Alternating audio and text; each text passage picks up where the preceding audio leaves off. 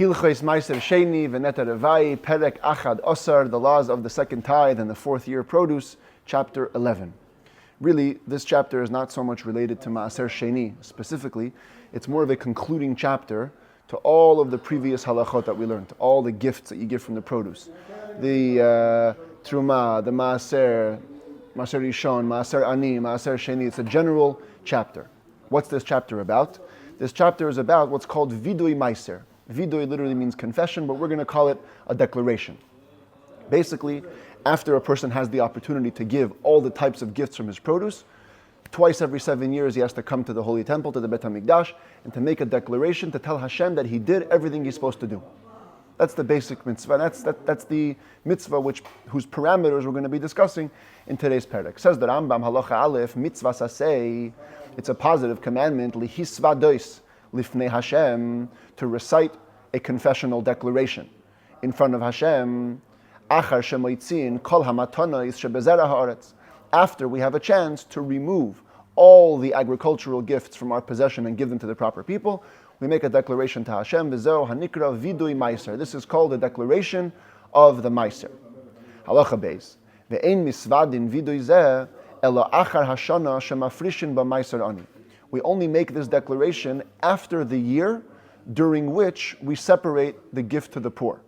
Remember that every year there's Truma, 2% of the Kohen. Every year there's Maaser, 10% of the Levi. But then the second tenth either is Maaser Sheini, which we've been learning about the last couple of days, take to Yerushalayim, or it's Maaser Ani. A tenth goes to the poor. So in years 1 and 2, it's Maaser Sheini. In year 3, it's Maaser Ani. In year 4 and 5, it's Maaser Sheini. And in year 6, it's Maaser Ani. So basically, you do it the year after Maaser Ani. This would be year 4 and year 7 of every Shemitah cycle. The 4th year and the Shemitah year. Shenemar, how do we know this is the time to do it? Because the verse that describes the mitzvah, it says, Ki sechaleh laser, when you finish tithing. Ve'amarta lifnei Hashem alekecha, then, over here, then you say before Hashem your God, Bi'arti ha'kodesh min habayis, I declare that I've already removed all the holy things from my house. So since it says that you do this when you finish tithing, that means you have to finish giving all the types of Truma and Maaser, which happens at the end of 3 years, meaning you do it during the 4th year. Halacha Gimel Ei Masai Misvadin. When, during that year, do you do the Vidui? B'mincha, b'yom tev ha'achrin shel Pesach, shel Revi'is v'shel Shvi'is. Mincha time, afternoon, on the last day of Pesach, 4th year and 7th year. Shenemar, again, for the same reason. Ki sechaleh la'aser.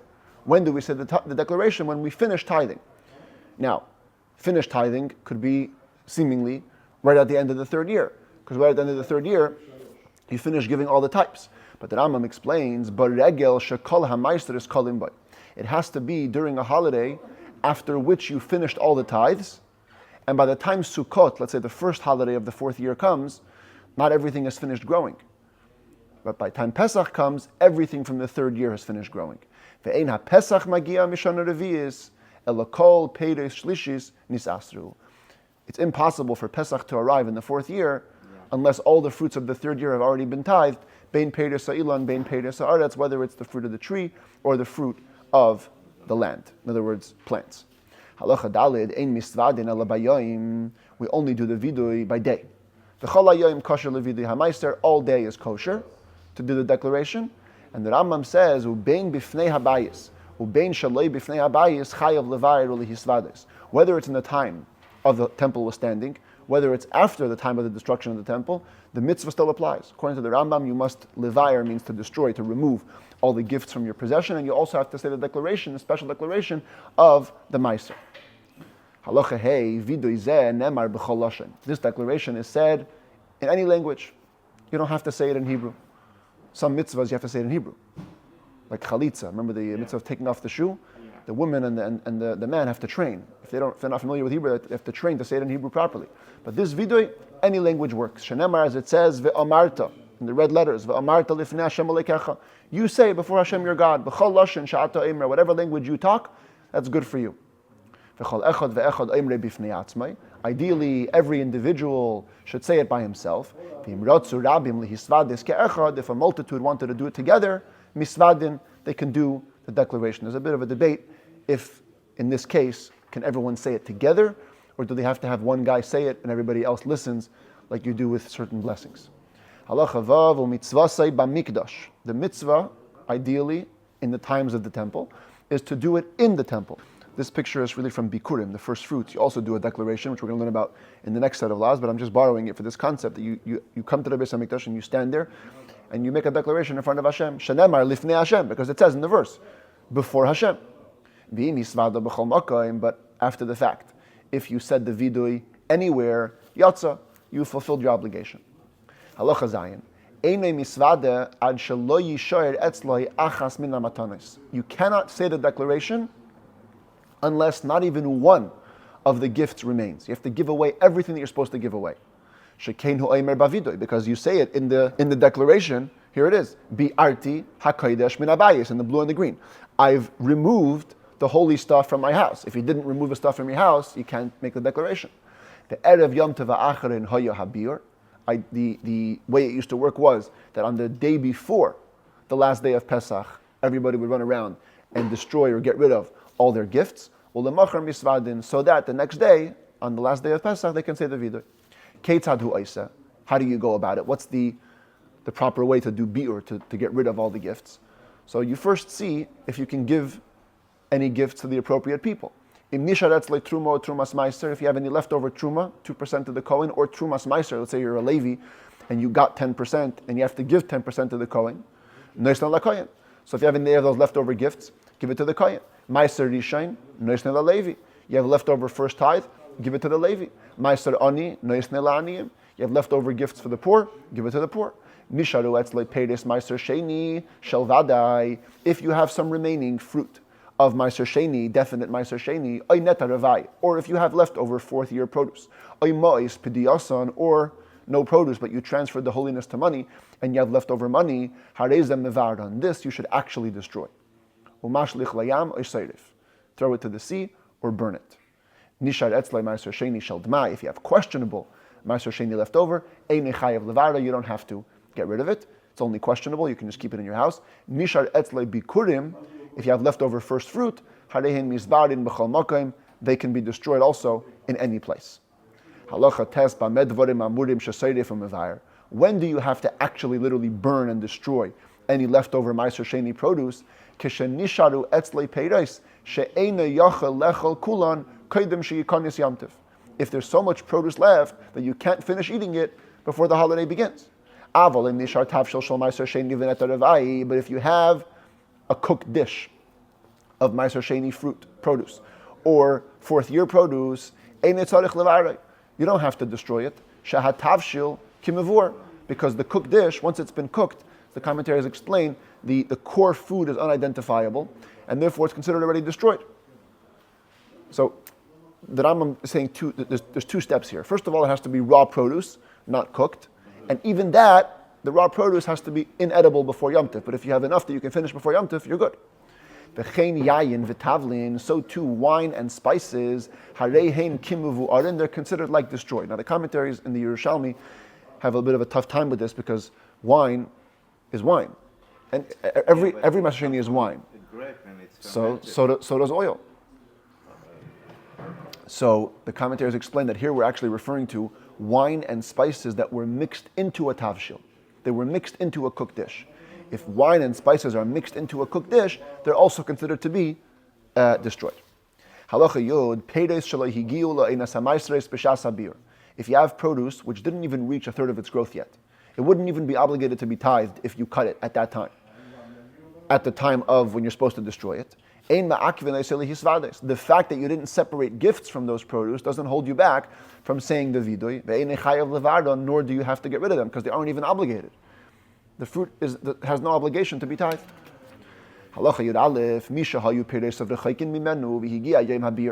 Let's say a person's produce was far from him. It's the day that you're supposed to destroy it, but you came to Jerusalem for the holiday, and all your fruit is back in Sfas. So what do? You should designate the name of the gifts. In other words, call it out. Say, I have some produce that's truma in my house. Let me transfer the ownership to the proper owner using land.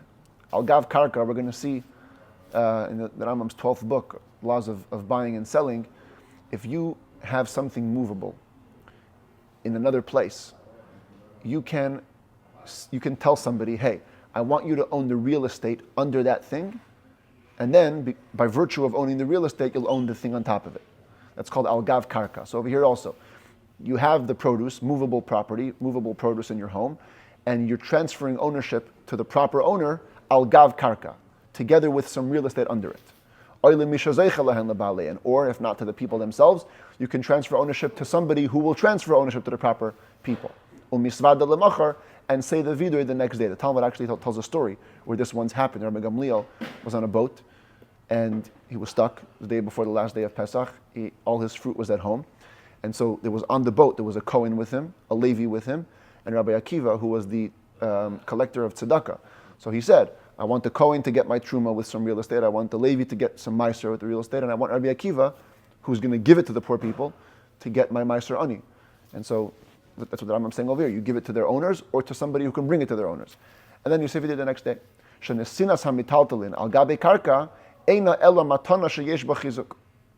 Because giving movable property using real estate is not considered to be an actual gift, which wouldn't really work for certain Maasers. It's a gift with an extra strength, and therefore it's allowed. But you cannot transfer the ownership of the Maaser. With the normal method of exchange, there's a kinyan that's called chalipin. If you have a watch and I have a pen, and I want to get your watch and give you my pen, so if you pick up my pen, just by you picking it up, there's an exchange that happens and I automatically own your watch. How come we don't do that over here? Says the Rambam, because it seems like a sale. Maaser, truma, and the proper gifts, it all says the word giving, not selling. So I misspoke before. When the Rambam says before, Eina ela matana sheyesh ba chizuk, he means to say that when you give me taltalin through real estate, it's only a gift, which is not problematic. It's not a sale. Sale is problematic. A gift is not problematic. Halacha Yud Beis. Uminayin she'eina yacher lihisvadei sat sheyetzi kol hamatanis. How do we know indeed that you can't say the vidoy until you've removed all the gifts? So the Rambam is going to closely examine now the verse that we actually say, and you're going to see how it's hinted in every word in the verse. Shenemar, because it says first, Bi'arti hakodesh min abayis. I've removed the holy things from my house. What's holy things? Hakodesh zem Maaser Sheini v'neta revai hakari kodesh. Kodesh, holy stuff, is a reference to second tithe and fourth year produce, which is called kodesh. Both of them are called kodesh in the Torah. Min habayis, I took it out of the house. Zuchala shehi amatana shel koyanim babayis. The extra word house, or you could have just said Bi'arti hakodesh. I removed the holy. Why from the house? It's a reference to another gift, the gift that usually is given in the house, which is challah. Nisativ la Levi, that's the purple letters here. I gave it to the Levi. Zeh, Maaser Rishon, that's the first tithe. Vigam nisativ, vigam means I also gave it. Why'd you say I also? Also is an extra word.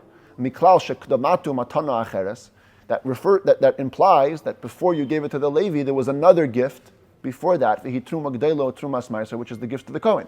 The great truma, 2%, and then 10% of 10% that the Levi gives. Then we says in the yellow letters, V'lager la yosem v'la almana. I also gave some gifts to the convert, to the orphan, to the widow. Zem Maaser ani v'leket shikho peah. That's the gifts to the poor. The tithe for the poor, fallen stocks, forgotten stocks, the corner of the field. Afal pisha ein leket shikho peah na'akven asavido. Even though those last three are not essential to the declaration, but you still mention them. So from the fact that all the gifts were included, we learn from here that you have to give all the gifts before you make a declaration. Halacha Yud Gimel, another condition. You must separate the gifts in order, in the proper order, and only then can you make the declaration. Shenemar, because it says in the orange letters here that I did it kechol mitzvascha asher tzivisani. I did it like all the mitzvahs which you commanded me. In other words, in the proper order that you commanded me. That tells us that had you separated the second tithe before the first, you couldn't say the vidoy. Nisraf tivloi, similarly, let's say you wanted to do everything right. You were a good Jew. You put aside all the produce. You were planning to give the truma, give the Maaser. Then it got burnt. There was a fire. And everything got burnt. Bottom line, you can't do the vidoy. You didn't separate the gifts. You didn't give it to the owners. Yeah, it was beyond your control, but it didn't happen.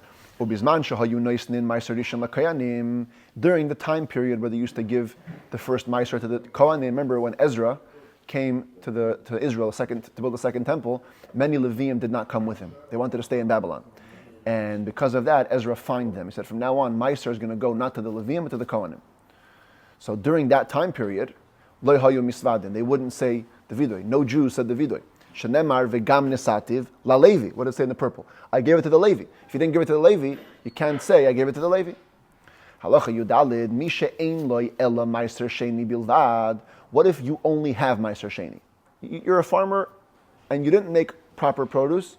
You only have Maaser Sheini. Let's say you inherited from somebody Maaser Sheini, or you gave away everything else. You only have Maaser Sheini. Misvada, you can say vidoy.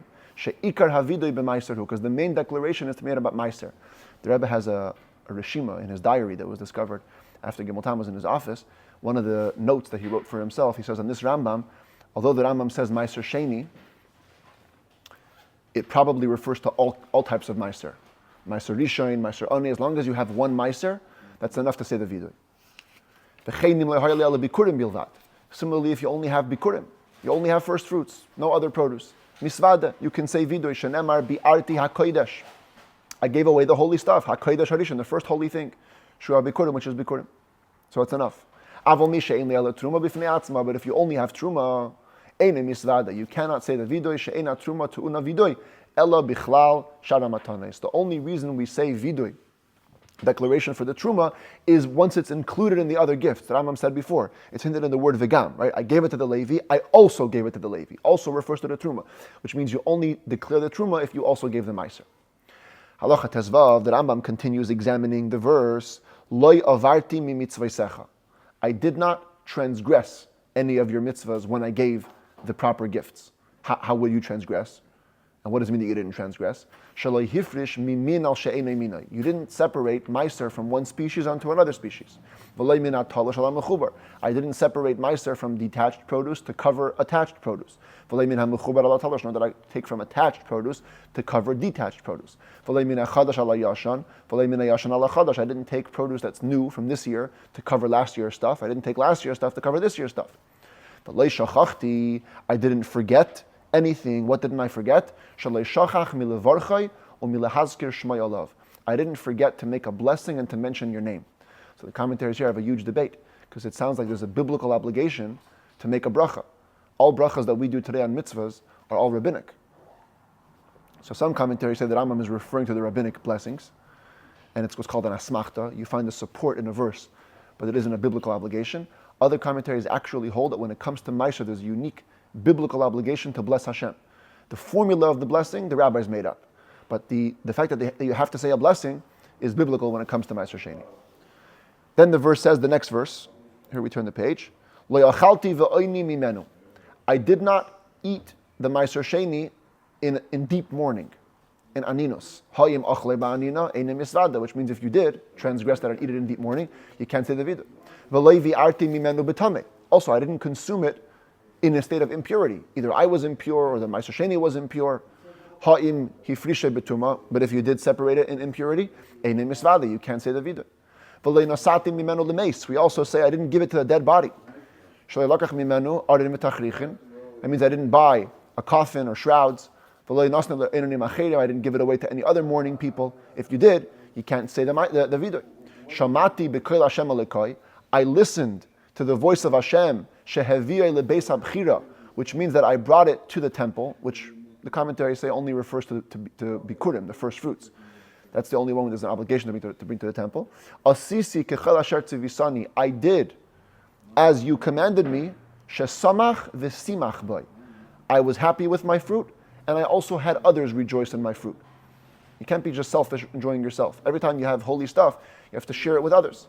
Shenemar, as it says by Bikurim, the Rambam brings a verse from Bikurim, v'samachta b'chol ha'tov.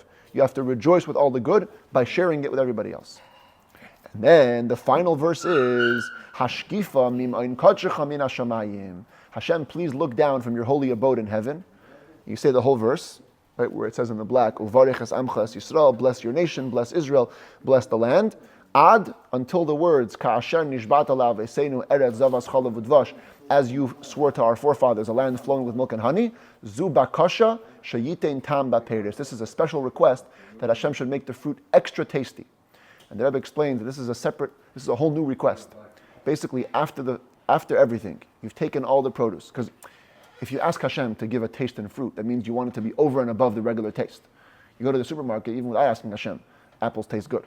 If you ask Hashem for apples to taste good, it means you want them to taste even better than they would taste naturally, which is very much related to the way the Torah describes how a Jew should enjoy produce. For 3 years, it's arla, you put it away. A 4th year, it's holy net Rabbi. In the 5th year, if you keep all the mitzvahs, then the pasuk says, L'hoisif lachem tevu asai. Hashem's going to add you more grain. In other words, if you keep it properly, then when it comes to your time for enjoyment, take it to the next level. Same thing over here. You tell Hashem, I've given everything that I'm supposed to do. I took all the gifts properly. Now I'm asking you, in whatever fruit I have left, that I'm going to begin to enjoy now, please make it taste extra good. Halacha Yud Zayin, that Rambam concludes, Yisrael umamzerim misvadim. Any regular Jew, and even a mamzer, illegitimate born child, can say the vidoy, can say the declaration, avoloi geirim va'avadim mishucharim, but not converts nor freed slaves. Because they don't have a portion in the land. And part of the wording, it says, Hashem blessed the land which you gave us. If you're a ger or you're a slave, you don't have a portion in the land, it doesn't work. What about women? So the Rebbe says, from the fact that the Rambam doesn't say women here, it sounds like they can say vidui. Even though we're going to learn in Bikurim that they don't. But the Rambam is not saying that. Rambam doesn't mention women. Yeah. By Bikurim, he says clearly women cannot do it, because over there it says, Asher nasata li. You say it in the singular, Hashem gave it to me. And women don't have an individual portion in Israel, but over here it says Hashem nasata lanu, in the plural. So women can say it. There's a big question. Women are not obligated in any time-bound mitzvahs. So this is seemingly a time-bound mitzvah. So how could I say that it applies to women? So the Rebbe says there's 2 different time-bound mitzvahs. Some mitzvahs are time-bound inherently. Tefillin, every day. So women are exempt. But this vidoy Maaser, the only reason it's time-bound is because of an outside circumstance. You have to give all the gifts before you say the vidoy. So since only an outside circumstance, women can do it. And even though it's only limited to daytime, it's like sacrifices. Sacrifice is also limited to daytime, and it's not considered a time-bound mitzvah for that reason. So the Rebbe basically concludes that women would actually say this vidoy. Kohanim u'Levim, a Kohen or a Levi, misvadim, they can say the vidoy. Sha'afal pisha le'notlu chelek ba'aretz, yesh lahem arei migrash.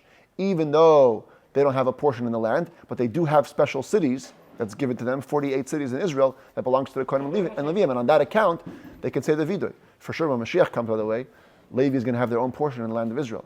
And so certainly then, they'll be able to say the vidoy as well. Brich Rachamana Desayan, blessed is Hashem, the Muslim grants us assistance. Mazal Tov for concluding the laws of the second tithe and the 4th year produce.